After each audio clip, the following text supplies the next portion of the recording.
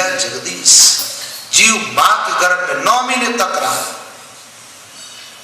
अभी आपको एक लोहे के बक्से में बंद करके, जहां कोई करवट बदलने के लिए जगह ना हो और आप उठने चाहे तो ऐसी भी कोई जगह ना हो, एकदम लेटा दिया जाए या बैठा दिया जाए और उस लोहे के बक्से को मई जून की धूप हो कड़ाके की और उस धूप के अंदर उस बक्से को रख दिया जाए, सुबह से शाम तक रख दिया जाए, एक करीब 12 घंटे। आप अनुमान लगा सकते हैं उस आदमी की क्या दशा होगी। या तो उसकी मृत्यु हो जाएगी और वो जिंदा रह जाए तो समझना चाहिए कि आदमी बहुत बड़ा कोई भाग्यशाली था, इस पर कोई भगवान की विशेष कृपा रही है इसलिए ये जिंदा रह गया, नहीं तो जिंदा रहने की कोई संभावना नहीं है, आदमी मर सकता है। मां के गर्भ के अंदर ही ऐसी गर्मी के अंदर जीव का निर्माण हुआ, शरीर का। कबीर साहब ने लिखा है, गर्भ में जीव होता है, जैसे होश आता है वो भगवान से प्रार्थना करने लगता है, प्रभु आप कृपा करो और इस नरक से छुटकारा दिलाओ। गर्भ में कोल ही कीना तबे लग राम को जीना, निकालो नरक से मोई बिसारूं नेक ना तोई। हीरा जदि आई पड़ा धरणी भई कछु और ही करनी। लिया जबे गोद में माता छूट गया राम से नाता। गर्भ में कोल ही कीना तबे लग राम को जीना, निकालो नरक से मोई बिसारो नेक न तोई। लेकिन महाराज फरमाते, हीरा जब आय पड़ा धरणी, जैसे जन्म होता है और जन्म होते ही परमात्मा को भूल जाता है। हीरा जब आय पड़ा धरणी भाई कुछ और ही करनी। रामचरण संकट पड़ा जीव करे सब प्यार, रंजक कबहू सुख ले तो बचन जाय सब बात। अब ते जन्म लियो आय ता दिन कष्ट अधिको पाए, जैसे जमती काट्यो तार ता दिन पीड़ लई अपार। माता कही आपो भूल निक्षो रुधिर के संजू। ऐसा गर्भ का कष्ट तकलीफ उठाई, बार बार उठाते रहे। अब ये अवसर मिला है मनुष्य शरीर और इसमें सत्संग करके साधना करके जन्म मृत्यु के बंधन से मुक्त हुआ जा सकता है। लेकिन होगा कैसे? 84 लाख दुनिया में जिस प्रकार भटकते हुए आए मनुष्य शरीर में आ गए और मनुष्य शरीर में आने के बाद जो आने वाला रास्ता था उस रास्ते को चेंज नहीं किया, उसी रास्ते पर चल पड़े। आयो 84 भोगने फिर जावण ने त्यार। सग्रामदास जी महाराज फरमाते, के दास सग्राम मूड मिनका तन पायो, भजियो ने सृजनहार कमायो सोयो खायो। खायो ने सोयो पशु कियो विश्वासु प्यार। आयो 84 भोगने फिर जावण ने त्यार, फिर जावण ने त्यार नार गैली को जायो। के दास सग्राम मूड मिनका तन पायो। आयो 84 भोगने और फिर उधर ही महाराज फरमाते, पंत सेंधे ही ध्यायो। वो रास्ता नहीं छोड़ा जन्म मृत्यु वाला। जबकि मनुष्य शरीर धारण करने के बाद जन्म मृत्यु के बंधन से मुक्त हुआ जा सकता है, हमेशा के लिए इस दुख को मिटाया जा सकता है। महात्मा लोग कहते हैं, मां के गर्भ से जब जीव जन्म लेता है उस समय उसको जो पीड़ा होती है, एक साथ एक आदमी को 1000 बिच्छू काट ले और उसको जो पीड़ा होती है, उसको जो दर्द होता है, ऐसा दर्द ऐसी पीड़ा जीव को जन्म लेता है तब होती है। और मां के गर्भ के अंदर जीव रहता है, जैसे उबलते हुए पानी के अंदर किसी आदमी को डाल दिया जाए और उसको जो पीड़ा होती है, ऐसी पीड़ा जीव को मां के गर्भ के अंदर होती है। इसलिए तो कबीर साहब कहते हैं, इससे बड़ा कोई नरक नहीं है। निकालो नरक से मोई बिसारो नेक न तोई। एक पल के लिए भी मैं आपको भूलूंगा नहीं। लेकिन काम कुछ उल्टा हो गया। वादा भगवान से यह किया था, 8 पैर 64 घड़ी साईं सुमरू तुझ, गर्भ खोल काटा किया जीवदान दे मुझ, 8 पैर 64 घड़ी साईं सुमरू। अब 8 पैर 64 घड़ी की बात छोड़ो, 8 पैर में 8 बार भी राम जी को याद नहीं करते। ऐसे भी बहुत सारे लोग हैं, आपकी बात नहीं है, आप तो सत्संगी लोग हैं, भजन साधन करने वाले हैं, ताकि ऐसे भी बहुत सारे लोग हैं भगवान से जो वादा किया वो सब भूल गए। तो ऐसा जन्म, ऐसा जीवन बार बार मिलने वाला नहीं है। ऐसो नहीं जन्म बारंबार, ऐसो नहीं जन्म बारंबार, पूरब ले पुण्य पायो प्राणी, मनुष्य जन्म अवतार, ऐसो नहीं जन्म बारंबार। गर्भवास में कोल की यारे, भूलो मूंढी मार, गर्भवास में कोल की यातों, भूलो मूंढी मार। उत्तर कैसे देव सीरे, उत्तर कैसे देव सीतो, राम तने दरबार, ऐसो नहीं जन्म बारंबार, ऐसो नहीं जन्म बारंबार। महापुरुष फरमाते ऐसो नहीं जन्म बारंबार, पूरबले पुन पायो प्राणी, मनुष्य जन्म अवतार। गर्भवास में कोल किया तो भूल्यो मूंढ गिमार, उत्तर कैसे देवसी, फिर राम तड़े दरबार। वापस भगवान को जवाब कैसे दो? महात्मा लोग कहते हैं ऐसा मौका बार बार मिलने वाला नहीं है। और तुम जिन देवताओं की उपासना करते हो ना, उनसे ज्यादा महान मनुष्य का जीवन। अवसर बहुत भलो मेरा भाई, मानुष दे देवा ने दुर्लभ, सो दे तो पाई। अच्छा, मनुष्य शरीर में करे क्या? तज अभिमान झूठ परपंच को छोड़ो मान बढ़ाई, साधु संगत मिल हरिगुण गाओ, होई सकल सुखदाई। अवसर बहुत भलो मेरा भाई, मानुष दे देवा ने दुर्लभ, सो दे तो पाई। यो अवसर है राम भजवा को, हरिजन हो सो जागो, और जन्म मरण को महादुख मोटो, राम राम बस त्यागो। जन्म और मृत्यु का जो महान दुख है, उसको आप चाहो तो इस अवसर में त्याग सकते हो। रामायण जी में एक चौपाई है, बड़े भाग्य मानुष तन पावा, सुर दुर्लभ सद ग्रंथन गावा। बड़े भाग्य मानुष तन पावा, सुर दुर्लभ सद ग्रंथन गावा। अच्छा, मनुष्य शरीर में आके संसार से पार कब होंगे? राम नाम निस्वा सुरगासी, सोनर भव सागर तीर जासी। राम नाम निस्वा सुरगासी, सोनर भव सागर तीर जासी। राम भजन बिना आन उपाई, झुंडूल्या का खेल कराई। बालिक बेलू मंदिर बनाया, तामे बस कोणे सच पाया। राम भजन बिना खाली करनी, जो बिन बीज सुधारी धरनी।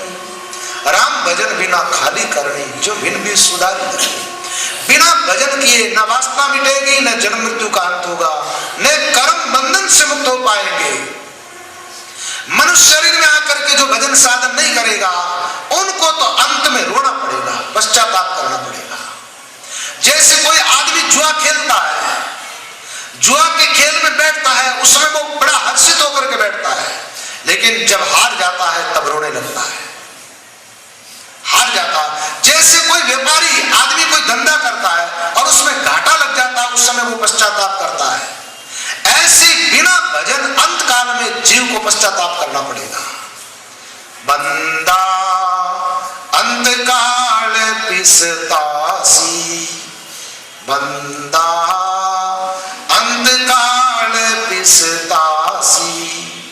भजन बिना तेरी सब चतुराई, भजन बिना तेरी सब चतुराई, सभी धूड़ में जाई।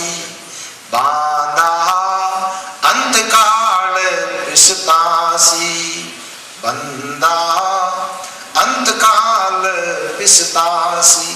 बांधा अंतकाल पिसतासी, भजन बिना तेरी सब चतुराई, सभी रेत में जासी।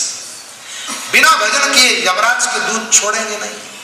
भजन बिना जम चौवटे लूटे, भजन बिना जम चौवटे लूटे। जन्म लियो जाने मरणो पड़सी, मौत नगारा कूटे। भजन बिना जम चौवटे लूटे। जम राजा को आवे झूलरो, पल में प्राण लूटे। रुक जावे सांस दसों दरवाजा, नाड़ी तड़ातड़ टूटे। भजन बिना जम चौवटे लूटे। मात पिता और कुटुंब कबीलो, राम लूटिया सब लूटे। मरियो देख लूटन ने लागा, रति में राड़न कूटे। भजन बिना जम चौवटे लूटे। तो बिना भजन मार छूटेगी नहीं। इसलिए आदमी को चाहिए हिम्मत करके, और कुछ भी ना हो, राम नाम के सुमिरन में लग जाए। अच्छा, सुमिरन के अंदर रुचि नहीं है भजन साधन करने में, तो उनको चाहिए कि वो सत्संग श्रवण करे, सत्संग में जाति दबे आलस न करे, आलस न करे। और जो लोग आलसी बन करके घर में बैठ जाते हैं, सत्संग तक नहीं पहुंच पाते हैं, या सत्संग के समय में सो जाते हैं, वो लोग बहुत घाटे का सौदा कर रहे हैं। नींद पैसा 5 की लाख मोर की रात। एक तरफ 5 पैसे है और एक तरफ लाख मोर है। सत्संग में आकर के बैठते हो, भजन साधन करते हो, वो समय जो है उसकी कीमत 1 लाख सोने की मोहर है। और उसी समय में कोई आलस में घर में पड़ा है, सो जाता है, उसका भी वो समय बीत रहा है, लेकिन वो 5 पैसे की कीमत में बीत रहा है, जो आजकल 5 पैसे चलते भी नहीं, चलने बंद हो गए। तो सज्जनों, विष है उसका परित्याग करना और अमृत का सेवन करना है। अमृत मिलेगा कहां? अमृत मिलेगा सदगुरु की शरण में, संतों की शरण में, संतों की सत्संग में। महात्माओं ने लिखा है, सत्संगत में अमृत बरसे, सत्संगत में अमृत बरसे, काना बारा पी लो कदर से, काना बारा। थारो जन्म मरण मिट जाए, चालो सत्संग में। थारो जन्म मरण मिट जाए, चालो सत्संग में। माता बहना सब ही चालो, अमृत का अवसर मत टालो। थे पी लो अमृत धाप, चालो सत्संग में। सत्संगत में अमृत बरसे, काना द्वारा पी लो कदर से। थारो जन्म मरण मिट जाए, चालो सत्संग। महाराज फरमाते, सत्संग को प्रभात जिसो अमृत को सागर, जाके जल की छाप दूर हुई दुख के आगर। जैसे समद अथा था वाको नहीं आवे, यूं संत ज्ञान भरपूर बहुत जीवन को पावे। प्यासा पियो ध्याय के, अण प्यासा रहो दूर। राम चरण सत्संग को निंदे जा मुख दूर। महाराज फरमाते, कोई सत्संग की निंदा करता है तो धोबा धोबा उसके मुंह पर धूप डाल। सत्संग का जो प्रवाह है वो अमृत का सागर की नहीं है, जिसो अमृत को सागर है। जैसे समुद्र के अंदर लहरें आती है, ऐसे सत्संग के अंदर सत्पुरुषों के शब्द सुनने को मिलते हैं। समुद्र तो खारा है, लेकिन यहां तो महात्मा कहते खारे नाम की कोई चीज ही नहीं है। सत्संग में तो अमृत ही अमृत है। और सत्संग के अमृत का कोई पान कर लेता है तो उसको अमरता का अनुभव हो जाता है। श्री महाराज से पूछा गया, बोले महाराज अमृत के बारे में हम लोगों ने बहुत कुछ सुना है, तो आखिर अमृत है कहां? आप कृपा करके बताएं। आपकी बात पर हमें विश्वास है और हम उस अमृत का पान करना चाहते हैं, क्या हमें वो अमृत प्राप्त हो सकता है? महाराज ने कहा सब लोगों का अधिकार है अमृत पान करने का और आप सब लोगों को अमृत मिल सकता है, लेकिन आप थोड़े पीने के लिए तैयार हो जाओ। लोगों ने कहा, कुछ जिज्ञासु लोगों ने, कि हम तैयार हैं, आप बताएं कि अमृत कहां है? अमृत स्वर्ग में है या चंद्रमा में है या पाताल में है, कहां है? तो महाराज फरमाते, पीयूक पाताल न पावियो, पीयूक चंद्र आकाश, राम चरण हम पाइयो, अमृत सतगुरु पास। महाराज ने मना कर दिया कि पाताल में अमृत नहीं है, उसके भरोसे मत रहना, और है तो तुम पाताल में जा नहीं पाओगे।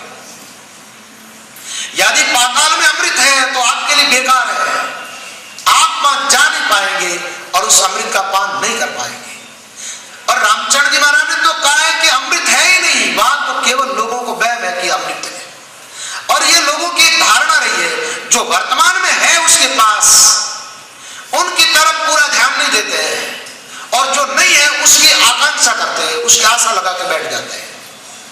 अभी जो जीवन मिला है, इस जीवन में लोग साधना में नहीं लगते, और लोग कहते हैं महाराज भजन करेंगे तो आगे मनुष्य शरीर तो मिलेगा। अरे मनुष्य शरीर तो आज मिला हुआ है ना, जो करना है आज कर लो, करना है सो अब कर लीजिए, जीवन जावे भागो, जन सहज राम भज राम सनेही, कछुआ न रहे दागो। महात्मा कहते हैं जो करना है आज करो।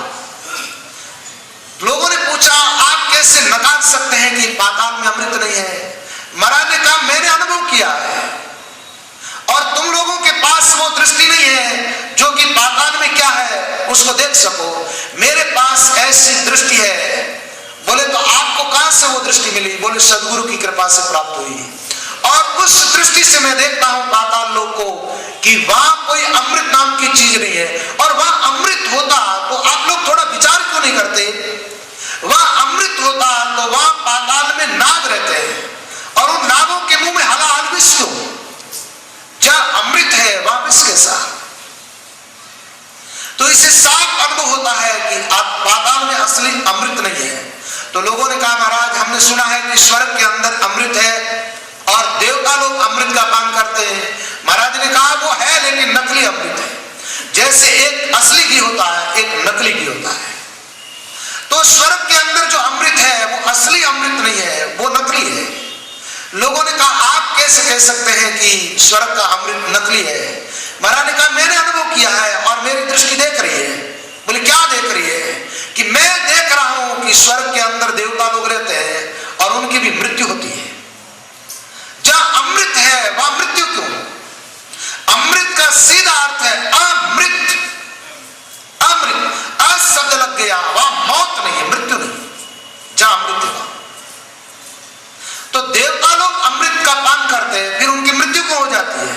और गीता जी में भी लिखा हुआ है, तेतम भुक्त्वा स्वर्ग लोकम विशालम क्षीणे पुण्य मृत्यु लोकम विशंति। जो मृत्यु लोक के अंदर व्यक्ति पुण्य का काम करता है, सत्कर्म करता है, जीवन में कोई किसी प्रकार का पाप नहीं किया, पुण्य किया, तो वो पुण्य आत्मा स्वर्ग में पहुंच जाता है। तो यहां मृत्यु लोक की जो पूंजी है वो स्वर्ग में जाकर के उस पूंजी का सेवन करता है। स्वर्ग में कोई अमृत नहीं है, अमृत मृत्यु लोक में है। मृत्यु लोक से वो व्यक्ति अमृत साथ में लेकर के गया है और वहां उस अमृत को बढ़ाने की कोई व्यवस्था नहीं है। यहां पुण्य किया और पुण्य करने से स्वर्ग की सुविधाएं मिली, और जीव स्वर्ग में जाकर के जो जो सुविधाओं का सेवन करता है त्यों त्यों उसका पुण्य नष्ट होता जाता है, और एक समय ऐसा आता है उसके सारे पुण्य नष्ट हो जाते हैं, और जैसे उसका पुण्य नष्ट होता है वो जीव वापस नीचे गिर जाता है, मृत्यु लोक में आ जाता है। देखिए दो स्थान ऐसे हैं, एक स्थान पे पाप नष्ट होता है और दूसरा स्थान जो है पुण्य नष्ट करता है। आप कौन सा स्थान चुनेंगे? एक स्थान पे पाप नष्ट होता है और दूसरे स्थान पर पुण्य नष्ट होता है। आप कौन सा स्थान चुनेंगे? किस स्थान पर जाना पसंद करेंगे? जहां पाप नष्ट होता है, पाप नरक में नष्ट होता है। नरक में जीव जाता है और स्वर्ग में जाकर के जीव सुविधाएं भोगता है तो वहां उसका पुण्य नष्ट हो जाता है। लेकिन एक जगह ऐसी भी है जहां पर पाप पूरे के पूरे नष्ट हो जाते हैं और पुण्य निरंतर दिन प्रतिदिन बढ़ता जाता है। अच्छा, वो कौन सी जगह है? उस जगह पर जाना हम पसंद करेंगे। वो जगह है सत्संग। सत्संग में बैठने से, राम नाम का स्मरण करने से पाप पूरे के पूरे नष्ट हो जाएंगे और पुण्य इतना बढ़ेगा उसकी कोई सीमा नहीं रहेगी। अच्छा, पुण्य कितना बढ़ जाएगा? तो महाराज फरमाते अनंत मातम, अनंत पुण्य, अनंत कला प्रकाश, अनंत धर्म और ध्यान गति, रिद्धि सिद्धि अनंत निवास, रिद्धि सिद्धि अनंत निवास, जोग जिग तपस्या जानो और अनंत करतूत नाम में सारी मानो, राम चरण दाते भजो राम नाम विश्वास, अनंत मात्म, अनंत पुण्य, अनंत कला प्रकाश। राम नाम का अनंत मात्म है और पुण्य राम नाम का सुमिरन करने से इतना बढ़ता है। अनंत, अनंत का अर्थ होता है जिसकी कोई सीमा नहीं, जिसकी कोई सीमा नहीं। तो स्वर्ग में क्या होता है? यहां पूंजी कमाओ और वहां जाकर के नष्ट कर दो।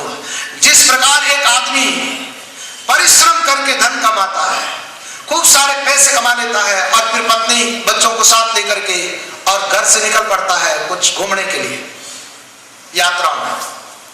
अब घूमने के लिए जाते हैं तो ऐसे कुछ पर्यटक स्थल है, वहां पहुंच जाता है और वहां बढ़िया होटल में जाकर के ठहर जाता है। उस होटल के अंदर उस आदमी को सारी सुविधाएं प्राप्त होती है, सब सुविधाएं मिलती है। लेकिन आप जानते हैं उस होटल में सुविधाएं कब तक प्राप्त होगी उसको? जब तक उसकी जेब में पैसे हैं। और पैसे कहां से लेके गया? घर रह करके कमाए और वहां से पैसे लेके गया। उस होटल में रहता है और धीरे धीरे उसकी जेब खाली हो जाती है और जेब खाली होने के बाद वो आदमी कहता है तुम्हारी होटल के अंदर बहुत अच्छी सुविधाएं हैं, बहुत अच्छी सुविधाएं हैं। अब मेरे पास पैसे तो नहीं है लेकिन मैं 2-4 दिन तक और इस होटल के अंदर रहना चाहता हूं। क्या होटल वाले लोग रखेंगे उन आदमी? वो कहेंगे पैसे नहीं है तो आप बाहर निकलो। और वो आदमी ठीक से नहीं निकलेगा तो